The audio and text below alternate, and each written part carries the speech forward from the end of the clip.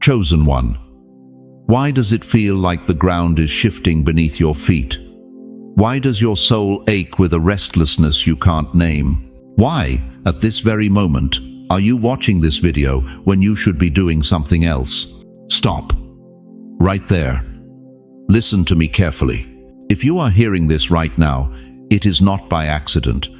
An unusual emergency is coming. Heaven has pulled you into this moment. Something is happening in the spiritual realm that most people cannot see, cannot feel, cannot comprehend. But you've always been different, haven't you? You've always sensed things others miss. It's as if the sky itself is holding its breath, waiting for what's about to unfold. And you, dear chosen one, you're right in the crosshairs. I know you're tired. God, I know you're tired. You've cried silent tears nobody saw. You've carried burdens nobody thanked you for. You've survived betrayals that should have broken you, health scares that should have scared you into giving up, nights so dark, you wondered if God even remembered your address. But you're still here. You're still breathing. You're still fighting. Why? Because God still has an assignment for you. Because this unusual emergency, it's not coming to destroy you. It's coming to position you. If your spirit is already stirred, if something deep inside you just whispered yes, type in the comments, I'm awake. Let the heavens know you're listening. But before we go deeper into this mystery, before I reveal what this emergency is and why you've been chosen to face it, I want to pause and thank every single one of you who has supported this message through Super Thanks. Your generosity means more than you know. You're not just donating, you're helping spread light to others who feel alone in their calling. Whether you give or not, I'm deeply grateful for your presence here. Your support, your time, your attention, it all matters. And if this message resonates with your soul, go ahead and plant that seed of faith. Now listen carefully. What is this unusual emergency?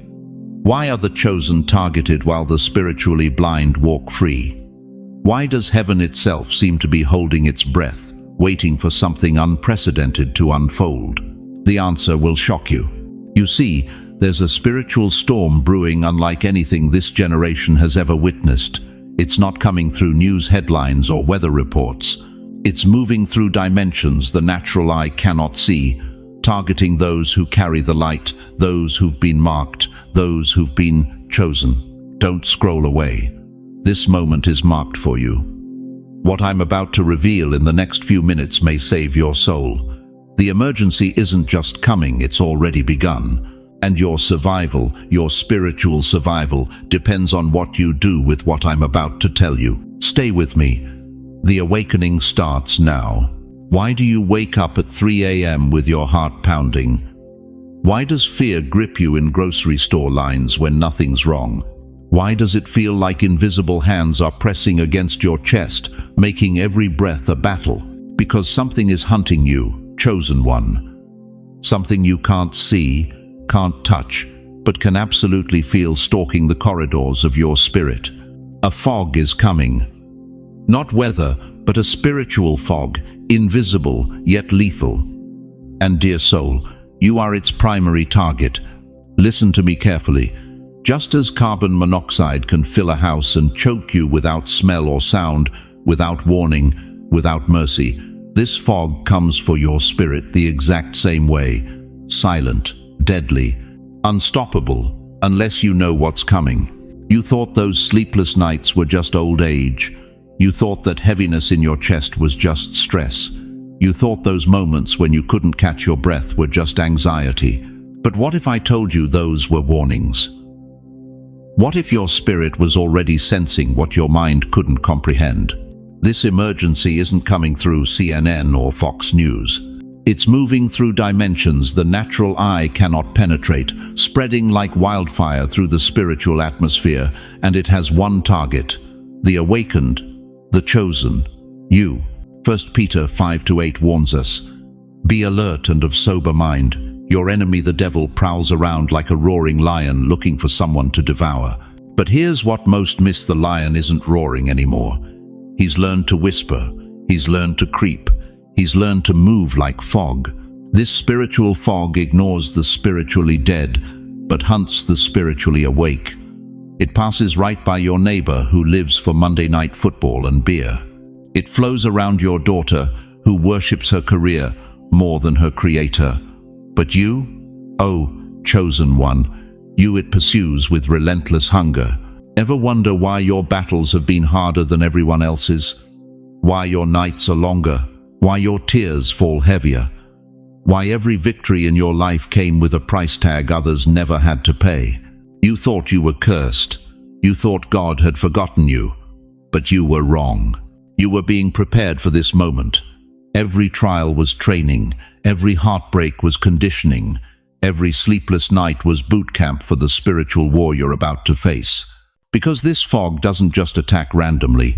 It's strategic. It's intelligent. It knows exactly who carries the light and who lives in comfortable darkness. It knows who prays with power and who just goes through religious motions.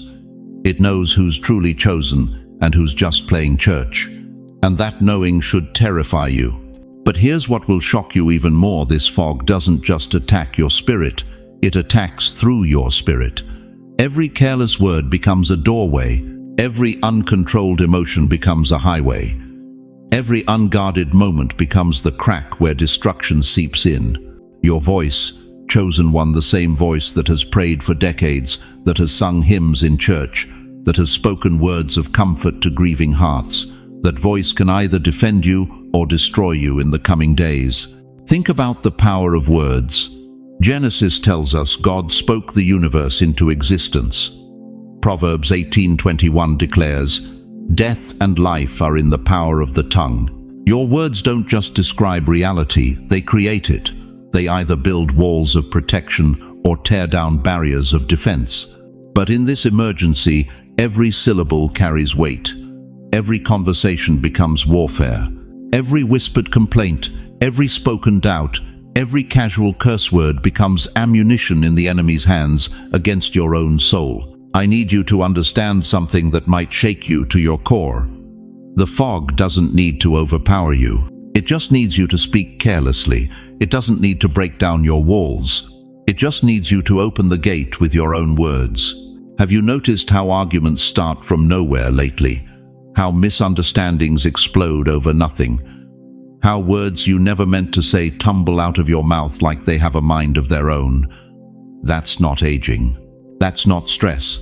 That's the fog already beginning its assault, using your own tongue as a weapon against you. Right now, as these words penetrate your spirit, the enemy is listening. He's calculating. He's waiting for your response. Will you speak doubt? Will you argue with this message? Will you let frustration spill from your lips? Or will you understand that silence, strategic, intentional, spirit-led silence, might be the difference between survival and spiritual suffocation? Chosen one, your voice can either defend you or destroy you. If you believe words carry power, if you understand that your tongue holds the keys to life and death, write in the comments, "Guard my tongue, Lord." Let heaven know you're taking this seriously. Because what I'm about to reveal next will show you exactly how this fog spreads, how it chooses its victims, and most importantly, how those who understand its nature can not only survive, but emerge from this emergency stronger, wiser, and more anointed than ever before. The question that will determine your destiny is this: will you guard your words like your life depends on it? Because in the coming days, it absolutely will. You know what terrifies me more than any physical threat on this earth? It's watching God's chosen ones walk naked into spiritual warfare. And that's exactly what's happening right now, in your living room, in your kitchen, in the quiet moments when you think you're safe. Let me paint you a picture that's going to shake you to your core. Imagine a soldier stepping into the bloodiest battle of his life without a helmet, his head exposed, his brain vulnerable. Every bullet, every piece of shrapnel aimed directly at his most vital organ. That soldier wouldn't last 5 minutes. Chosen one. That's what your soul looks like right now, uncovered in this spiritual fog. You see, when the Apostle Paul wrote to the Ephesians, He wasn't speaking metaphorically. Ephesians 6:11 commands us, "Put on the full armor of God." Not some of it, not when it's convenient, the full armor. And right now, while you're sitting there thinking you're prepared, your spiritual helmet is lying on the ground, collecting dust. The mask God is calling you to wear isn't just fabric and elastic. It's a sacred covering, a divine shield forged in the fires of obedience. Every thread represents your submission to His will. Every breath you take through it becomes a prayer of protection. But here's what's going to shock you. The most dangerous weapon in this coming emergency isn't what you might expect. It's not some external force. It's not some government conspiracy. It's not even the spiritual fog itself. It's your tongue. How many times have you regretted words spoken in anger? How many relationships have you damaged with one careless sentence? How many nights have you laid awake, replaying a conversation, wishing you could take back what you said? Now imagine those words didn't just wound people. Imagine they opened a doorway, a portal, a crack in your spiritual armor that allowed the enemy direct access to your soul. That's what's coming, beloved. Your silence is not weakness. It is your shield. Every word you don't speak is a wall against the fog. Every moment you choose stillness over speaking is you building an impenetrable fortress around your spirit. But why? Why does God command this radical silence? Because He knows something about you that you've forgotten. He knows that your voice carries power, divine power. The same power that spoke worlds into existence flows through your vocal cords. And the enemy? He's desperate to corrupt that power, to twist it, to use it against you. Listen to me carefully. In the Garden of Eden, it wasn't violence that brought down humanity. It wasn't war or natural disaster. It was a conversation. One conversation between Eve and the serpent. Words, questions, doubt planted through dialogue.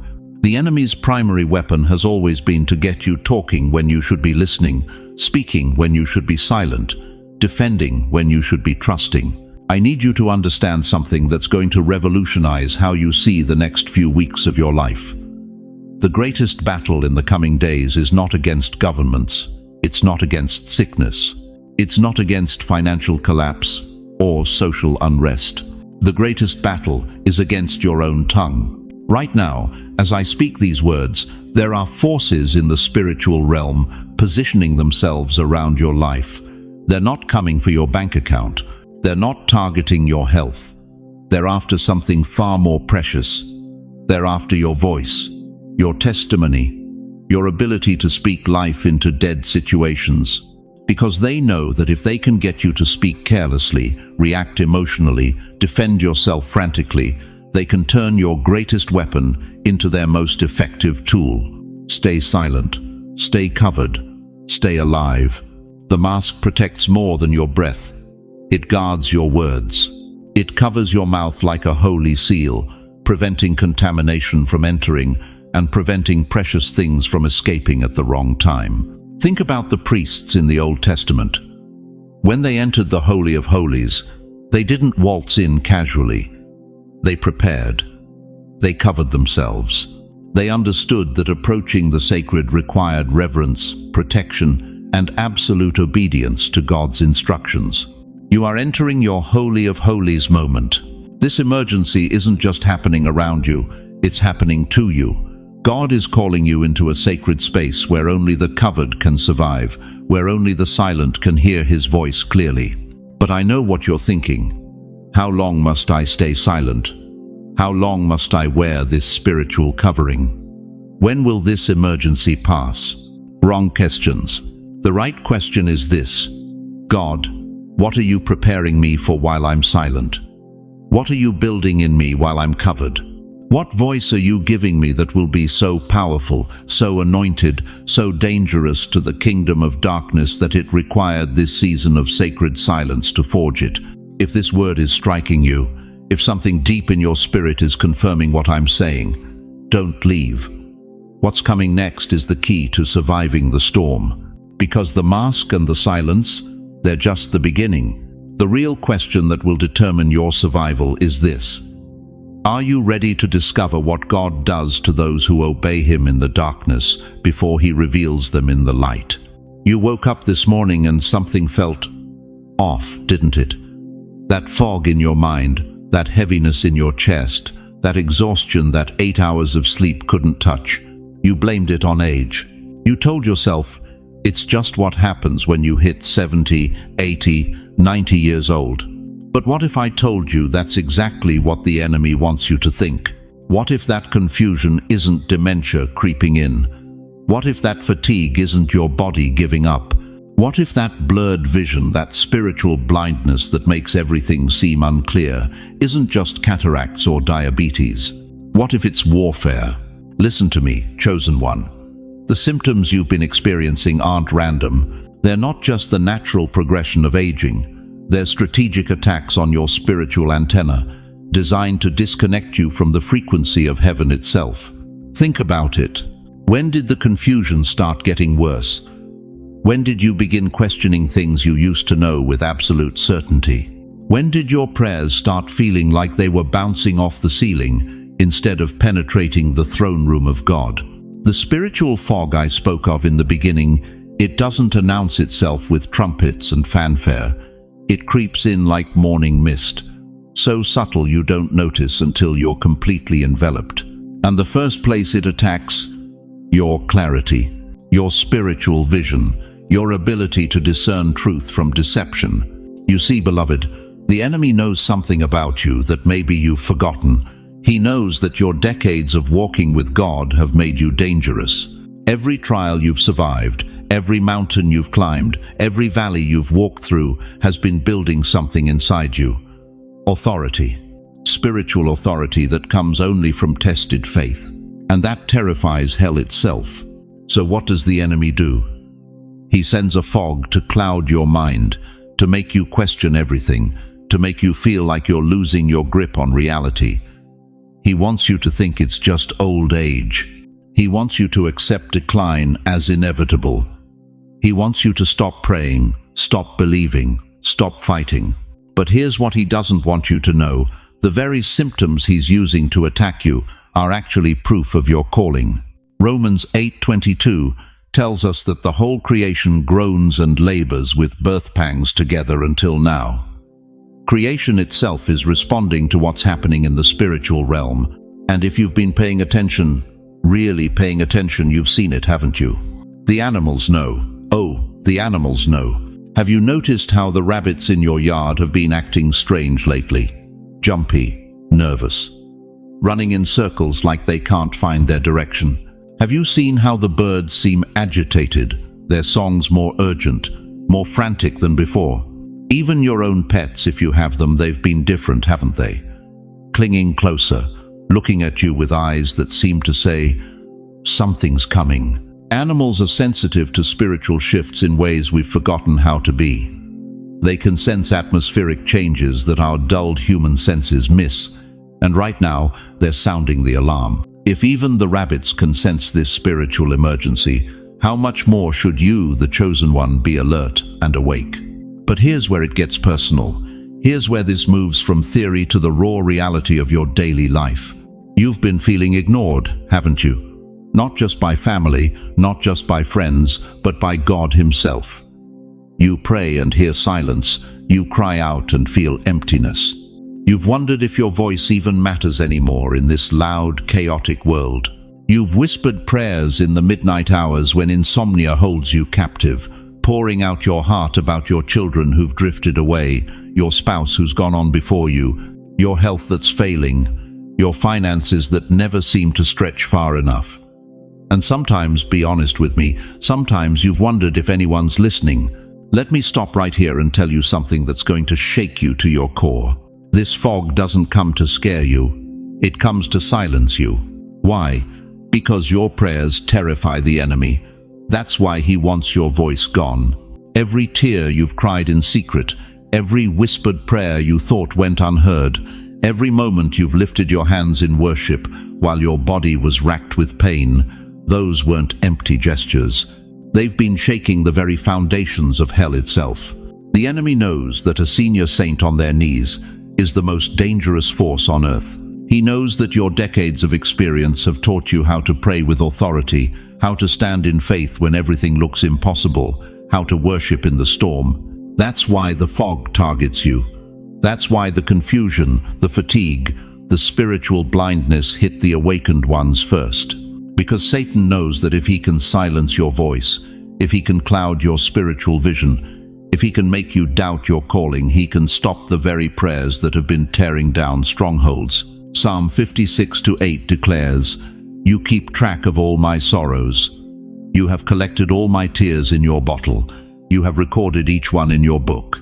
Every tear is stored. Every prayer is recorded. Every whispered cry in the darkness has been heard in the throne room of the Almighty. Your voice isn't diminished by age, it's amplified by authority.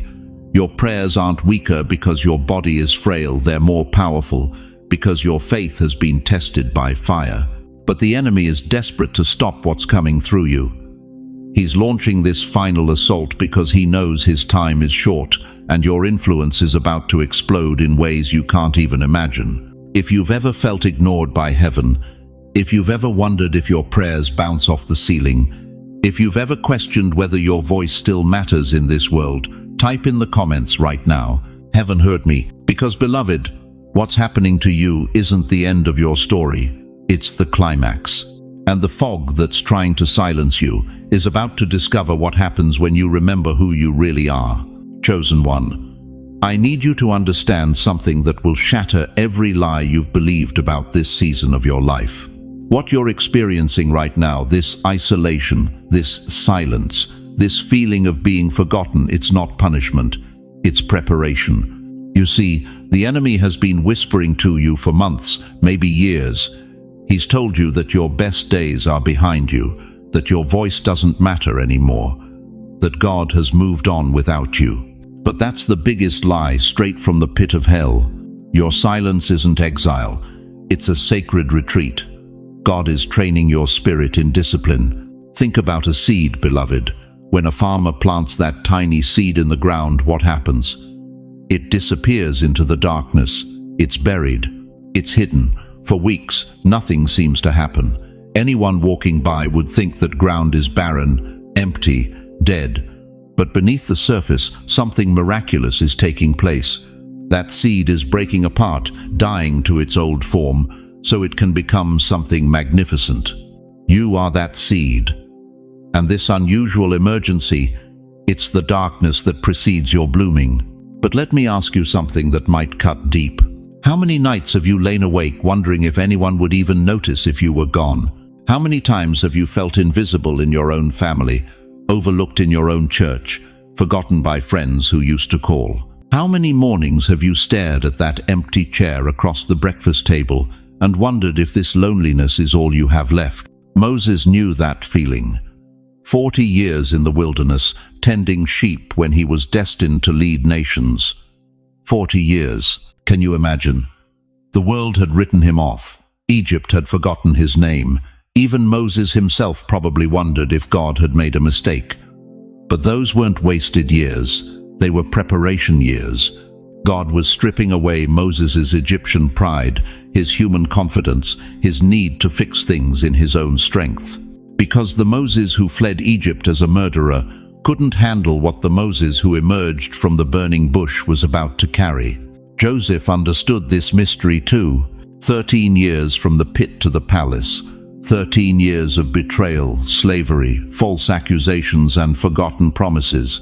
13 years of silence, while his dreams seemed to mock him from the walls of an Egyptian prison. But Genesis 50:20 reveals the secret. You intended to harm me, but God intended it for good, to accomplish what is now being done, the saving of many lives. Every day of silence was adding weight to his anointing. Every year of hiddenness was increasing his authority, because the teenager who dreamed of ruling couldn't handle what the man who suffered was about to steward. And you, dear chosen one, you've been in your own wilderness, haven't you? Not 40 years like Moses, but perhaps 40 months of increasing isolation. Not 13 years like Joseph, but maybe 13 seasons of feeling like God forgot your address. Your adult children stopped calling as often. Your spouse passed on, leaving you with conversations only echoes remember. Your body started betraying you in ways that make you feel like a stranger in your own skin. But what if I told you that every silent dinner, every lonely evening, every moment you felt invisible was God preparing you for something so magnificent that if it had come earlier, it would have destroyed you? You see, the unusual emergency isn't just coming for you, it's coming through you. But only those who've learned to hear God's voice in the silence will be ready to speak His words in the storm. Only those who've been faithful in the hidden place will be trusted with authority in the public place. This is why the enemy has fought so hard to convince you you're finished. This is why he's whispered lies about your irrelevance, your obsolescence, your unworthiness. Because he knows something you're just beginning to remember. He knows that when God's chosen ones finally understand their assignment, when they step into their authority, when they speak with the voice of tested faith, mountains move, strongholds crumble, and kingdoms shift. But here's what breaks my heart. Some of you are so focused on what you've lost that you can't see what you've gained. You're mourning the strength that's gone instead of celebrating the wisdom that's come. You're grieving the energy you once had instead of embracing the authority you now carry. Listen to me carefully. Your wrinkles aren't marks of decay, they're etchings of experience. Your slower pace isn't weakness, it's the measured walk of someone who knows where they're going. Your quiet voice isn't irrelevance, it's the whisper that makes people lean in to hear what wisdom sounds like. But the enemy knows this. That's why he's launched his final assault against your generation. Not through disease or depression, though he's used those too. His greatest weapon has been deception. He's convinced you that your season is over, when God is saying your season is just beginning. The fog will lift, and when it does, those who stayed silent will emerge, transformed, sharper, stronger, anointed, not with the energy of youth, but with something far more dangerous to darkness, the authority of age seasoned by faith. Chosen one, you are not fading, you are being forged. In the furnace of solitude, God is burning away everything that isn't essential, everything that isn't eternal, everything that isn't you. And what's emerging isn't just a survivor, it's a warrior. Not just someone who endured the storm, but someone who learned to speak to storms. But transformation requires surrender, and surrender requires trust. Will you trust that God's silence isn't abandonment but preparation? Will you believe that your hiddenness has been strategic, not punitive? Because what God is about to release through you will require every ounce of wisdom you've gained, every tear you've shed, every night you've prayed through. The emergency isn't coming to harm the chosen, it's coming to reveal them. The fog begins to thin, but its residue lingers in the air. You felt it lift, didn't you? That oppressive weight that pressed against your chest for days, the spiritual storm that made every breath feel like warfare. You thought it was over. You thought you could finally exhale, finally rest, finally return to whatever normal used to look like. But something's different now, isn't it? You're sitting in your living room, the same chair you've sat in for 20 years, but nothing feels the same. The light seems dimmer, even though all the bulbs are working. The silence feels heavier, even though the television is on. You look around at the same pictures on the wall, the same coffee mug on the side table, the same worn Bible on your lap, but it's as if you're seeing it all through different eyes. Like you've been changed at a cellular level. Like smoke after fire, its scent clings to your clothes. You can't wash it out. You can't shake it off. You can't pretend it never happened. Dear chosen one, listen to me carefully. The confusion you're feeling right now, it's not going away anytime soon. Those dreams that wake you at 3 a.m., drenched in sweat, with images you can't quite remember but can't quite forget. They're not random. Those thoughts that invade your mind when you're trying to pray, thoughts that don't sound like your voice, thoughts that make you question everything you've believed for 70, 80, 90 years.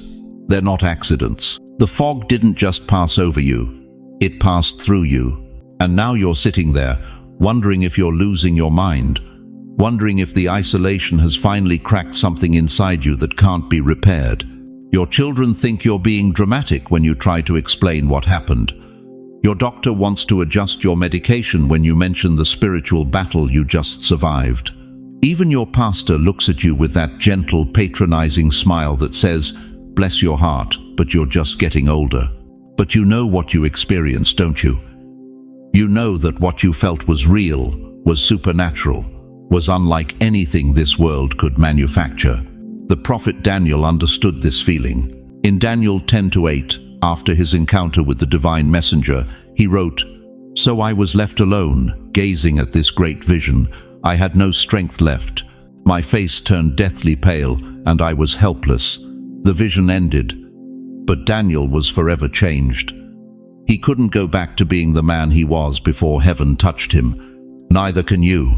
You see, beloved, there's something the enemy doesn't want you to understand about what just happened. This wasn't random spiritual warfare. This wasn't just another test of your faith. This wasn't God allowing you to be sifted like wheat to strengthen your character. This was reconnaissance. The fog wasn't sent to harm you. It was sent to identify you, to mark you, to separate the wheat from the chaff in ways that go deeper than Sunday morning church attendance or Wednesday night Bible study participation. Think about it. Why didn't it affect everyone equally? Why did your neighbor down the hall sleep peacefully while you battled invisible forces? Why did your grandson laugh when you tried to explain the spiritual heaviness you felt, while you could barely function under its weight? Because the fog only targeted those who carry something specific, something rare, something the kingdom of darkness needs to locate before the final battle begins. You've been scanned, chosen one, and you passed the test. But what if I told you the fog wasn't the end, but the beginning? What if its true purpose wasn't to destroy you, but to reveal who you really are? What if everything you've experienced in the last few days was heaven's way of confirming what hell has always feared about you? That you're not just another senior citizen counting down days until glory. That you're not just another retiree filling time with doctor's appointments and reruns. That you're not just another forgotten elder warehoused by a society that worships youth. You're a weapon, a living, breathing, spiritually activated weapon that has been dormant for decades, waiting for this exact moment to be awakened. The confusion you feel isn't weakness, it's activation. Those strange dreams aren't torment, they're downloads. Those invasive thoughts you're battling aren't evidence of spiritual failure. They're evidence of spiritual awakening so profound that the enemy is throwing everything he has at you to try to shut it down before you fully understand what's happening. Chosen one, the fog wasn't sent to destroy you. It was sent to expose you. To expose the fact that at 75, 80, 85 years old, you still carry fire that younger generations have never even imagined. To expose that your prayers don't just reach heaven, they move it. To expose that your testimony doesn't just encourage others, it threatens principalities and powers. To expose that you are not who you thought you were. You are not the broken down, worn out, forgotten soul that the world sees when they look at your age spots and hearing aids. You are a carrier of ancient wisdom, tested faith, and supernatural authority that can only come from walking with God through decades of fire. The fog came to reveal that you are dangerous to darkness, that your very existence is a threat to hell's agenda, that your remaining years on this earth are not just time to be endured, but assignments to be completed. Now, the real battle begins, because now that you've been identified, now that you've been marked, now that hell knows exactly who you are and what you carry, the attacks are going to intensify. The confusion will try to become permanent. The strange dreams will attempt to become nightmares. The invasive thoughts will work overtime to convince you that you're losing your mind instead of finding your calling. But here's what the enemy didn't count on. Here's what the fog revealed that he wishes it hadn't. You're still here. After everything that just happened, after the spiritual warfare that would have leveled lesser souls, after the supernatural pressure that was designed to break you, you're still here, still breathing, still believing, still standing. If you're still here, if you've made it through the fog and you recognize yourself in these words, if something deep in your spirit is confirming that this message is about you, comment below. I'm still standing. Let the darkness know it failed. Let heaven know you're ready for whatever comes next. Because, chosen one, what comes next will require everything the fog just revealed about who you really are. Chosen one, I need to tell you something that's going to shatter every lie the enemy has whispered in your ear about silence. You thought the quiet meant God had forgotten you, didn't you? You thought those long nights when heaven seemed locked, when your prayers echoed back empty, when the phone didn't ring for days, you thought that meant you were abandoned. But what if I told you that in the silence you feared, a whisper rises? Not from the enemy, from heaven itself. Listen to me carefully. The silence you've been dreading isn't punishment, it's preparation. The quiet you've been running from isn't God's absence, it's His strategy. Remember Elijah. This mighty prophet had just called down fire from heaven. He'd defeated 450 false prophets. He was riding high on supernatural victory. But then came the threat from Jezebel, and suddenly this man of power was running for his life, hiding in a cave, begging God to let him die. Sound familiar? Maybe you've been there. One day feeling God's presence, the next day feeling completely abandoned. One season seeing miracles, the next season wondering if you imagined it all. But watch what happened to Elijah in that cave. 1 Kings 19:12 tells us, "And after the earthquake a fire, but the Lord was not in the fire.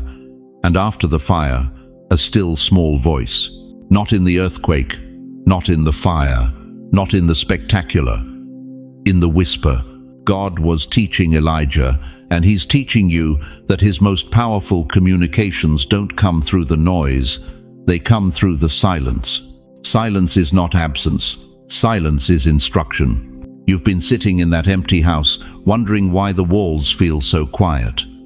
You've been lying in that hospital bed, wondering why heaven feels so distant. You've been walking through those grocery store aisles, wondering why life feels so hollow. But what if that silence has been God's classroom?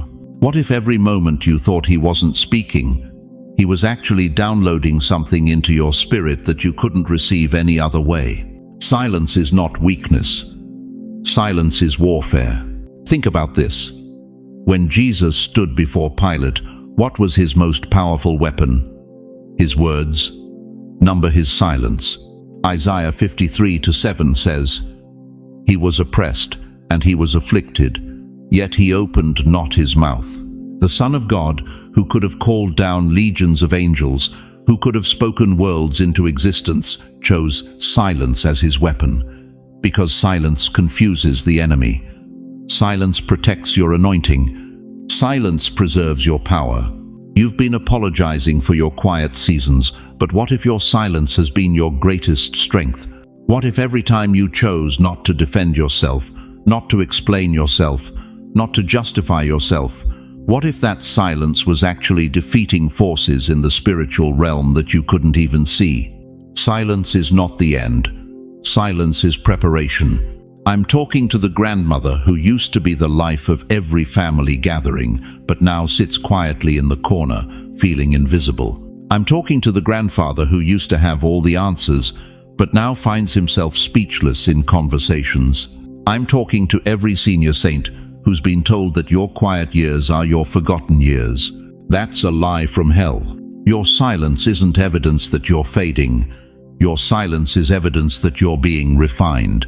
God is preparing you for something so powerful, so anointed, so earth-shaking that it requires a different kind of vessel, not the loud, brash vessel of youth, the deep, tested, silent vessel of wisdom. You thought nobody heard your prayers, but the silence you endured was God gathering your strength in secret. Every tear you cried alone, God collected it. Every prayer you whispered in the dark, God recorded it. Every moment you felt forgotten, God was actually positioning you. Psalm 56:8 declares, "Thou tellest my wanderings, put thou my tears in thy bottle, are they not in thy book?" Your tears aren't wasted. Your silence isn't empty. Your waiting isn't worthless. God has been using your quiet seasons to build something inside you that the noise of this world could never create. While others were busy talking, you were learning to listen. While others were demanding attention, you were developing depth. While others were making noise, you were cultivating the kind of silence that carries power. But here's what's about to happen. Here's why this unusual emergency is targeting you specifically. The world is about to get so loud, so chaotic, so full of confusion and panic that only those who have learned to hear God's voice in the silence will be able to navigate what's coming. You think your quiet years were punishment. They were training. God has been teaching you to hear His whisper above the world's roar. He's been developing your spiritual ears in the silence so that when the storm comes, you'll be the one others turn to for direction. Chosen one, the silence you dreaded is the womb of your rebirth. Out of that quiet, something holy is being born. Something is stirring in you right now, isn't it? That old fire you thought had died, that calling you thought had expired, that anointing you thought had lifted, it's not dead. It was just gestating. Like a baby in the womb, it needed the quiet, the darkness, the hidden place to grow into what God intended it to become. Your voice is about to return, but it won't be the same voice you had before. This voice will carry authority that only comes from those who've learned to be still and know that He is God. This voice will speak peace into storms because it learned to find God in the silence. This voice will command mountains to move because it discovered that sometimes the most powerful words come after the longest silences.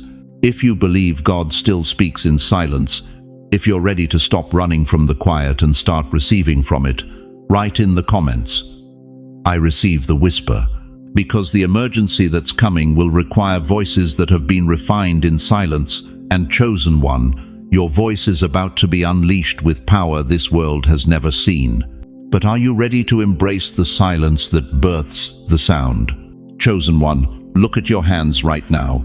Really look at them. Those aren't just hands that have aged with time. Those are hands that have been through fire. Those are hands that carry something the world cannot see, but heaven recognizes instantly. You survived the fog. But surviving wasn't enough, was it? No, something deeper happened to you in that spiritual storm. Something that changed you at the cellular level, at the soul level. The fog didn't just pass over you, it left its signature. You carry marks now, sacred marks. Battle scars from a war most people don't even know was fought. And these marks? They're not shame. They're your credentials. Think about Jacob in Genesis 32-31. After wrestling with God all night, the Bible says, the sun rose above him as he passed Penuel, and he was limping because of his hip. Jacob walked away from that encounter forever changed. His body bore the evidence of his divine wrestling match. That limp wasn't weakness, it was proof he had touched the Almighty and lived to tell about it. Your spiritual limp is your testimony. Every morning when you wake up, when you feel that ache in your chest, that weight in your spirit, that sense that you're different now, that's not depression, beloved. That's the mark of someone who went toe-to-toe with spiritual forces and refused to let go until you received your blessing. But here's what's going to shock you. The marks you carry aren't random. They're specific. They're intentional. Heaven branded you with 3 distinct signatures that prove you belong to God's chosen army. Are you ready to discover what they are? The first mark. Your tears have become oil. You've cried enough tears to fill an ocean, haven't you? Tears of loss, tears of betrayal, tears of disappointment so deep you thought they might drown you. But here's what hell didn't want you to know. Every single tear was collected. Psalm 56:8 says, "You keep track of all my sorrows. You have collected all my tears in your bottle." But God didn't just collect them, He transformed them. Your tears are no longer just salt water. They've been refined into holy oil. Oil that heals, oil that anoints, oil that breaks yokes and sets captives free. When you pray now, when you lay hands on others, When you speak life over dead situations, that's not just compassion flowing through you. That's the oil of your refined tears, more precious than anything money can buy. The second mark: your silence has become fire. Remember when the fog commanded you to stay quiet, when every fiber of your being wanted to scream, to defend yourself, to explain your truth. But you obeyed. You held your tongue. You chose silence over vindication. That silence wasn't submission. It was accumulation. Every word you didn't speak in anger was stored up as spiritual ammunition. Every response you swallowed became fuel for holy fire. Your silence wasn't weakness, it was the compressed power of heaven building pressure until the moment of release. And now when you do speak, the ground shakes. When you finally open your mouth, demons flee. Your voice carries authority that comes only from those who learn to hold their peace when holding it hurt. Proverbs 17:28 declares, "Even fools are thought wise if they keep silent." But you're no fool. You're a loaded weapon that learned restraint. The third mark: your scars have become crowns. Look at your life. Really look at it. Every rejection that should have destroyed you, every betrayal that should have made you bitter, every loss that should have broken your faith, every scar on your soul tells a story of survival against impossible odds. But here's the mystery that will blow your mind. Those scars aren't evidence of your suffering. They're evidence of your selection. In ancient times, when a king wanted to mark his most valuable soldiers, he didn't give them medals. He gave them scars. Battle scars that proved they had fought for something worth dying for. Your scars are royal markings, proving you've been in combat for the kingdom of heaven. Isaiah 61:3 promises to bestow on them a crown of beauty instead of ashes. Your scars aren't ashes anymore, they're crowns. Invisible to the natural eye, but blazing like fire to the spiritual realm. Chosen one, you thought you were wounded, but you were branded. The fog didn't end you. It marked you. It marked you. It marked you. Can you feel it? Can you sense the weight of what you carry? You're not just a survivor walking around with battle wounds. You're a commissioned officer in God's army, bearing the insignia of heaven itself. Every tear that became oil proves you can heal others.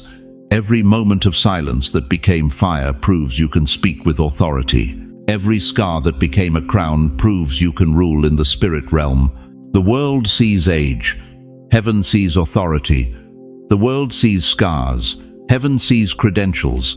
The world sees someone who's been through too much. Heaven sees someone who's been through enough to be trusted with more. But here's the urgency burning in my spirit right now. You can carry these marks and never activate them. You can bear the brand of the chosen and still live like you're ordinary. You can possess the oil, the fire, and the crown, and never pour them out.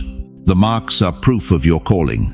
But walking in that calling, that's your choice. If you know you carry these marks, if you feel the weight of oil in your tears, fire in your silence, and crowns in your scars, then declare it. Type in the comments right now, "I am marked." Because this mark is proof you belong to God's chosen army. But carrying the marks is just the beginning. The real question is, what will you do with the authority they represent? Because marked ones don't just survive, they transform everything they touch. Chosen one, I need you to stop right where you are and look at your hands. Really, look at them. See those lines, those scars, those marks that time and trials have left behind. The world told you those were signs of defeat. The enemy whispered they were evidence of your failure. But heaven has been writing a different story. What if I told you that everything, and I mean everything, that came against you wasn't meant to destroy you, but to deploy you? Listen to me carefully. The very fog that came to suffocate your dreams has become the breath of your prayer. The silence that came to bury your voice has become the trumpet of your destiny. The scars that came to shame you have become your crown of glory. You thought you were being broken down, but God was building you up. You thought you were being cast aside, but heaven was setting you apart. You thought your story was ending, but your real chapter was just beginning. What came to break you, built you. What came to kill you, crowned you. What came to silence you, sent you. Think about Joseph for a moment. Thrown into a pit by his own brothers, sold into slavery, falsely accused, forgotten in prison for years. Every single attack looked like the end of his story. But Genesis 50-20 reveals the mystery. You intended to harm me, but God intended it for good to accomplish what is now being done, the saving of many lives. The pit wasn't his grave, it was his training ground. The prison wasn't his punishment, it was his preparation. The betrayal wasn't his destruction, it was his deployment into destiny. What came to break him, built him. What came to kill him, crowned him. What came to silence him, sent him. And you, dear chosen one, you've been walking the same path. Every sleepless night when anxiety gripped your chest and you couldn't breathe, that wasn't punishment. That was God teaching you to depend on His breath. Every betrayal that left you gasping for air, that wasn't abandonment. That was heaven showing you that human loyalty is temporary, but divine love is eternal. Every financial collapse that brought you to your knees wasn't evidence that God had forsaken you. It was proof that He was positioning you to understand what true provision looks like when it comes from heaven's treasury, not earth's economy. What came to break you, built you. What came to kill you, crowned you. What came to silence you, sent you. But here's where it gets supernatural. Here's where the reversal becomes undeniable. That depression that tried to drown you in darkness, God has transformed it into a lighthouse that will guide others out of their midnight hour. That addiction that nearly destroyed your family, heaven has alchemized it into a testimony that will break generational chains in bloodlines you'll never even meet. That divorce that shattered your heart into a million pieces, the Almighty has taken every fragment and created a mosaic of mercy that will help other broken hearts believe in love again. This is the great reversal. This is the divine alchemy. This is God's supernatural mathematics, where your greatest minus becomes your multiplication, where your deepest wound becomes your widest ministry, where your hardest trial becomes your highest triumph. David understood this mystery when he wrote in Psalm 23:5, "You prepare a table before me in the presence of my enemies." Not after the enemies leave, not when the coast is clear. In the presence of, right in front of those who said you'd never make it, never recover, never rise again. The very people who wrote your obituary are about to witness your resurrection. What came to break you, built you. What came to kill you, crowned you.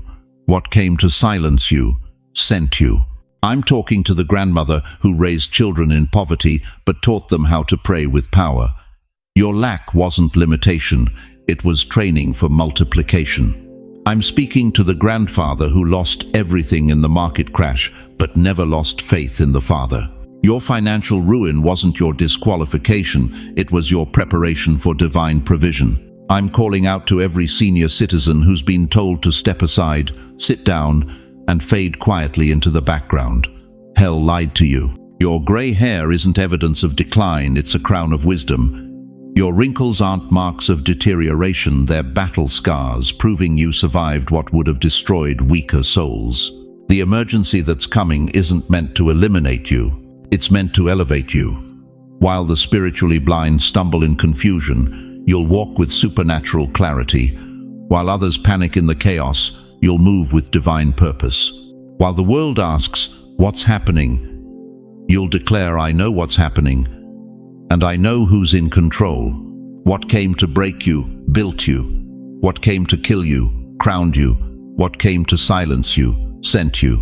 Chosen one, you did not just survive the fog, you conquered it. You didn't just endure the emergency, you emerged as the answer. You didn't just weather the storm, you became the calm in someone else's hurricane. And now, right now, the world must hear your voice. Not because you're perfect, but because you're proven.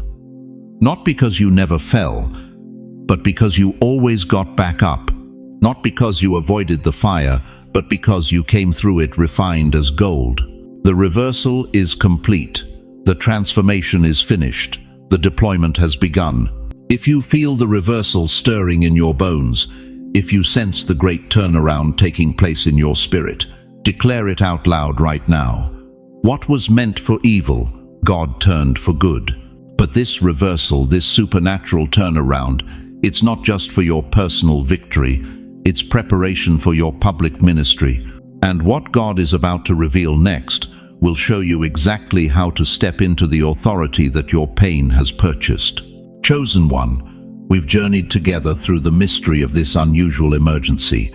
You felt the stirring in your spirit. You've recognized the signs. You've heard the whisper of heaven calling your name through the static of ordinary life. But hear me clearly, this window is short. The unusual emergency has not passed. It has only shifted.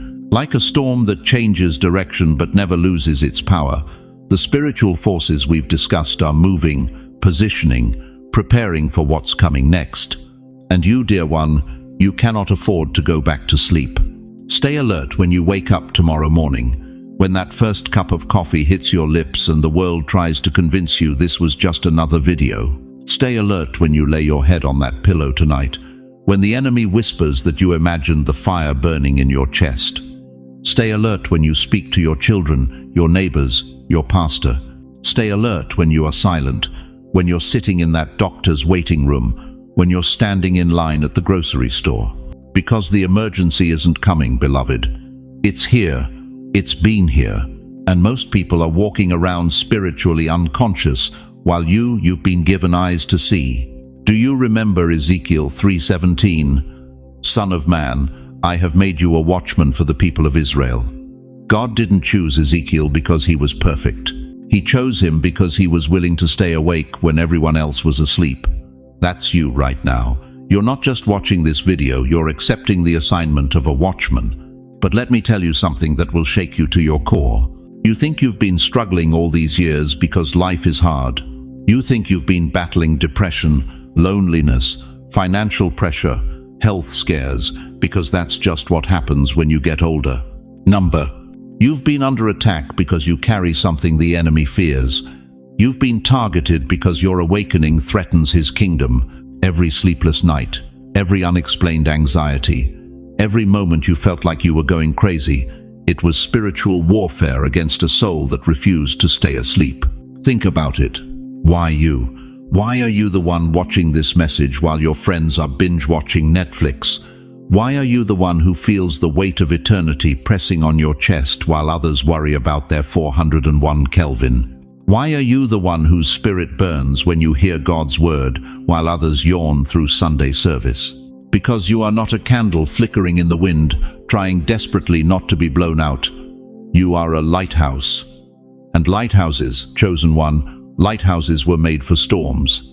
They don't hide when the weather gets rough, they shine brighter. They don't retreat when the waves crash, they stand firmer. They don't apologize for their light, they blast it across the darkness so lost ships can find their way home. That's what you are. That's what you've always been. That foggy confusion you felt, that spiritual emergency we've been discussing, it wasn't coming to destroy you. It was coming to reveal you. And right now, as I speak these words, as your spirit recognizes truth like a tuning fork recognizing its perfect note, heaven is declaring something over your life that will change everything. Chosen one, the fog did not find you by accident. And this message did not find you by accident. Heaven has declared, it's your time. Your time to stop apologizing for being different. Your time to stop hiding the fire that burns in your bones. Your time to stop letting the world convince you that your sensitivity is weakness when God calls it your superpower. Your time to stop believing the lie that your best days are behind you when the Almighty is saying your assignment is just beginning. But here's the urgency that should grip your soul right now. This moment, this very moment is a divine appointment. Not the video, not the message. This moment when you have a choice, when you can either close this screen and go back to normal, or you can say yes to the calling that's been hunting you down your entire life. Because I need you to understand something that might terrify you. If you walk away from this moment, if you choose comfort over calling, if you let fear convince you that you're too old, too tired, too ordinary to be used by God in extraordinary ways. You might never get another opportunity like this. The fog is real. The emergency is real. The spiritual warfare is real, but so is your authority. So is your anointing. So is your assignment to be the light that guides others home. 1 Peter 2-9 declares, "But you are a chosen people, a royal priesthood, a holy nation, God's special possession, that you may declare the praises of him who called you out of darkness into his wonderful light." Chosen people, royal priesthood, God's special possession. That's not pretty poetry, that's your identity, that's your DNA. That's why the emergency found you instead of passing you by. If this word burned in you tonight, if something deep inside your spirit just caught fire, if you feel the weight of destiny settling on your shoulders like a mantle you never knew you were supposed to wear, I need you to do something right now. Type your name below. Yes, your name. Not chosen one, not believer. Your actual name. Because today heaven is rewriting your story, and stories need names. Stories need heroes. Stories need someone brave enough to step into the light when everyone else chooses the shadows. And as you type that name, as you make that declaration, as you say yes to what God has been preparing you for your entire life, receive this benediction. May your silence be your shield when the world tries to make you speak carelessly. May your scars be your crowns, evidence of battles fought and victories won. May your prayers be your breath, as natural and necessary as the air that fills your lungs. And may your life be the prophecy your family has been waiting for, the breakthrough your bloodline has been praying for, the miracle your generation has been believing for. The fog is near, chosen one, closer than you think. But the dawn is closer, and you were born for both. Welcome to your awakening. Welcome to your assignment. Welcome to your destiny. The emergency is here, but so are you, beloved chosen one. As we come to the end of this sacred encounter, I need you to carry these eternal truths with you like precious gems in your heart. Remember this. The unusual emergency we've discussed isn't something to fear, it's something to prepare for. You are not a victim of spiritual warfare, you are a warrior in it. The fog that targets the awakened, the attacks against those who carry light, the restlessness in your spirit, none of this is punishment. It's confirmation that you carry something precious, something the enemy desperately wants to extinguish but cannot touch. Remember that your age is not your limitation, it's your qualification. Every gray hair represents wisdom earned through fire. Every wrinkle tells a story of endurance. Every scar bears witness to battles you've won simply by surviving. Moses was 80 when God called him to his greatest assignment. Your season isn't ending, it's culminating. Remember that your sensitivity isn't weakness, it's your spiritual radar. The fact that you feel things others don't, see things others miss, carry burdens others can't comprehend, that's not a curse. That's your calling card. You are the lighthouse in the storm, and lighthouses don't apologize for their light. But hear me clearly. You are not walking this path alone. Even when the fog rolls in, even when the emergency intensifies, even when you feel like the only one awake in a sleeping world, you are never alone. The God who created the stars still knows your name. The same hands that parted the Red Sea are still working in your life right now, in this very moment. Romans 8:28 isn't just a pretty verse, it's your promise. And we know that all things work together for good to them that love God, to them who are the called according to his purpose. You have a community here too, right here in these comments, in this digital sanctuary we've created together. Thousands of chosen ones just like you, carrying the same calling, feeling the same fire, walking the same narrow road that leads to purpose. We see you, we understand you, we stand with you. You are part of something bigger than yourself, a remnant that refuses to sleep while the world slumbers. So let me ask you this final question, and let it settle deep in your spirit.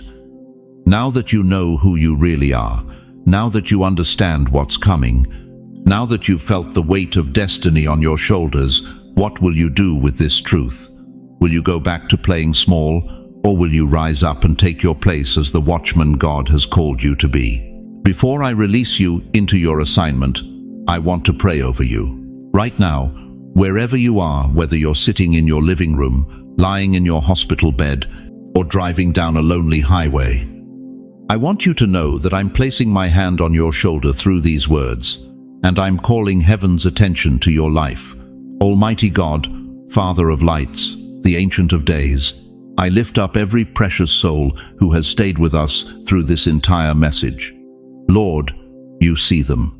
You know their names, their struggles, their secret tears, their hidden dreams. You know the battles they fought in silence and the victories they've won that nobody celebrated. Father, I pray for divine protection over their lives.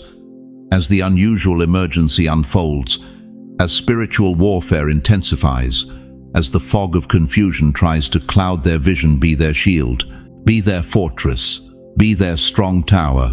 Let no weapon formed against them prosper. Cover them with your feathers, and under your wings let them find refuge. Lord, breathe fresh life into their weary bones. Where they've been hurt, bring healing. Where they've been broken, bring restoration. Where they've been forgotten by people, remind them that they're remembered by you. Give them strength for today and bright hope for tomorrow. I pray for their families, their health, their finances, their peace. Open doors that no man can shut. Bring divine connections into their lives. Surround them with people who will recognize their calling and help them walk in it. Remove toxic relationships and negative influences. Place a hedge of protection around their homes, their loved ones, their purpose. Most of all, Father, let them feel your presence right now. Let them know in their spirit that this isn't just another video they stumbled across. This was a divine appointment. Let them feel your smile, your approval, your deep love for who they are and who they're becoming. Fill them with boldness to walk in their calling. Give them wisdom for every decision. Grant them discernment to recognize your voice above all the noise. And Lord, use their lives as testimonies of your faithfulness, as lighthouses guiding others home. In the mighty name of Jesus, who conquered death and hell to secure our victory, I seal this prayer. Let your will be done in their lives, your kingdom come on earth as it is in heaven. Amen and amen. Now, chosen one, I want to hear from you. Drop a comment below and tell us what God spoke to your heart tonight. Share what shifted in your spirit. Ask us to pray for specific areas of your life. This community will surround you with intercession. Don't hold back. Your testimony might be exactly what someone else needs to hear. And please, if this message touched your soul, share it with someone who needs to know they're not alone in their calling. There's someone in your life right now who's been feeling that same restlessness, that same spiritual hunger. They need to hear this word. They need to know they're chosen too. If you haven't already, hit that subscribe button and ring the notification bell.